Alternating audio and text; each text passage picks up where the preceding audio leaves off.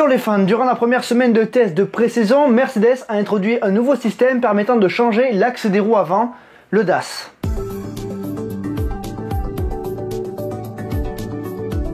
Comment ça marche, quelle est son utilité et vos réactions, on en parle de suite. Durant la deuxième journée de test à Barcelone, nous avons pu voir que les pilotes Mercedes tiraient et poussaient leur volant pour modifier la position des roues.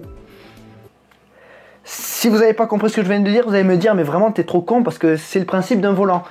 Mais là non, là c'est autre chose en plus, c'est pas ça, c'était genre ça, voilà. En Formule 1, il est possible de modifier la position des roues afin de trouver un meilleur compromis entre vitesse et stabilité en ligne droite et en virage. Ça influe sur la performance mais aussi sur la tenue des gommes durant la course. Ces deux réglages s'appellent le carrossage et le pincement. Le carrossage permet de modifier l'angle vertical des roues et le pincement permet de modifier l'angle horizontal des roues. Et pour le DAS de Mercedes, on parle du pincement.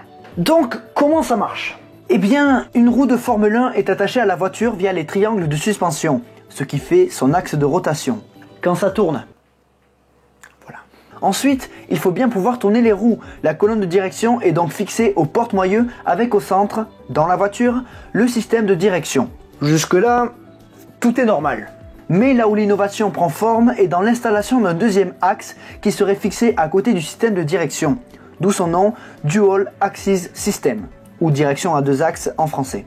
Le pilote a donc la possibilité de modifier l'axe des roues en piste, en tirant ou en poussant le volant.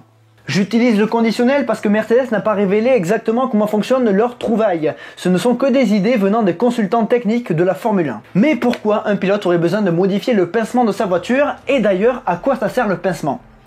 Pour vous expliquer, je préfère que ce soit un petit peu plus visuel. Venez avec moi. Merci à Sky Sport de m'avoir donné cette idée de présentation. Enfin bon bref, le pincement peut se régler de différentes façons. Il peut être positif, c'est-à-dire que les roues pointent dans la même direction, ou il peut être négatif, c'est-à-dire que les roues pointent des directions opposées. Évidemment, je force le trait, c'est jamais ou comme ça en Formule 1, c'est beaucoup plus subtil.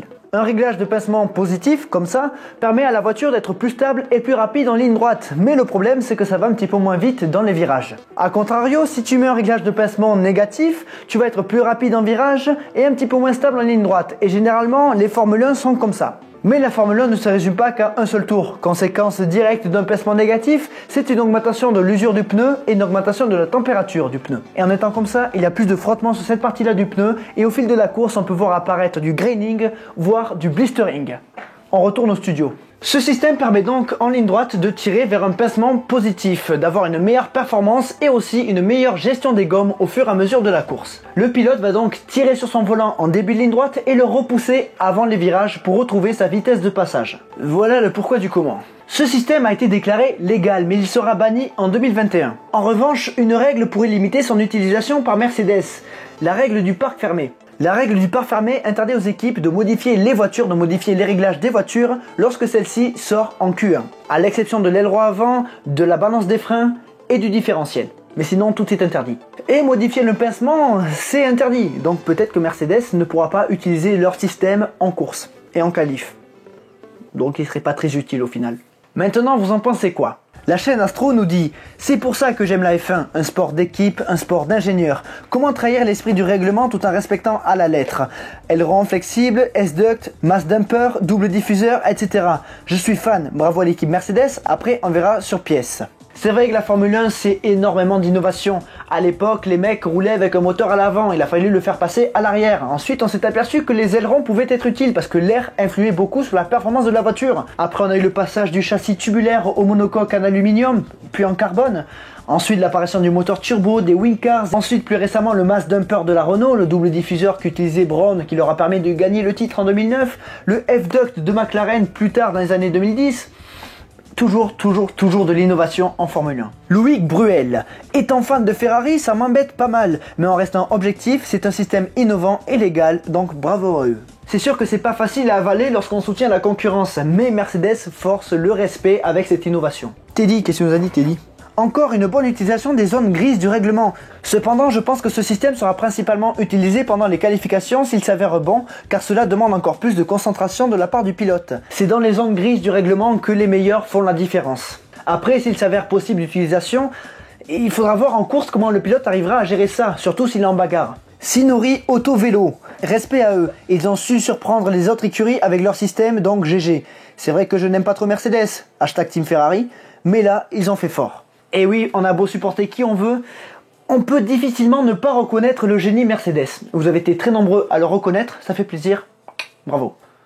Bravo, c'est normal, à la limite, tu vois, ils sont meilleurs, tu le reconnais. Non ? Ouais. Enfin, je sais pas, t'as capté. Tu peux avoir le seum et tout. Ouais. C'est ça, tu peux avoir le seum. Ils sont cons, hein. Ils sont cons, vas-y. Putain, mais pensez-y, bordel. 70 ans de Formule 1, ils ont pas pensé à ça. Next 3D75.